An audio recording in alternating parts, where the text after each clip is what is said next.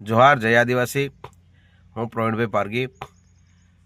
હું સરકારને અને સમાજને પણ જણાવવા માગું છું કે અમે લોકોએ છેલ્લા 4-5 વર્ષથી વિશ્લેષણ સમિતિને ઉદાહરણ તરીકે એક નામ અમે વિશ્લેષણ કરવા માટે મોકલીએ છીએ, પણ એ એક નામનું વિશ્લેષણ કરતાં કરતાં છેલ્લા 5 થી 7 વર્ષ લાગે છે। પણ જ્યારે આ જે નોકરી લાગે છે એનું વિશ્લેષણ 10 દિવસમાં જ કરી દે છે।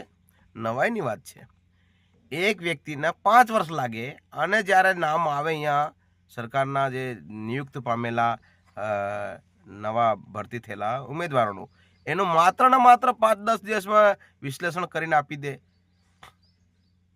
મિત્રો, જે લોકો નોકરીમાં લાગેલા છે એનું વિશ્લેષણ 5-6 દિવસમાં કરતા હોય એને વિશ્લેષણ સમિતિ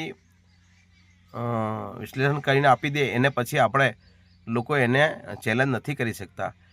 ક્યાંક ને ક્યાંક વિશ્લેષણ સમિતિ ક્યાંક ને ક્યાંક ખોટું કરી રહી છે।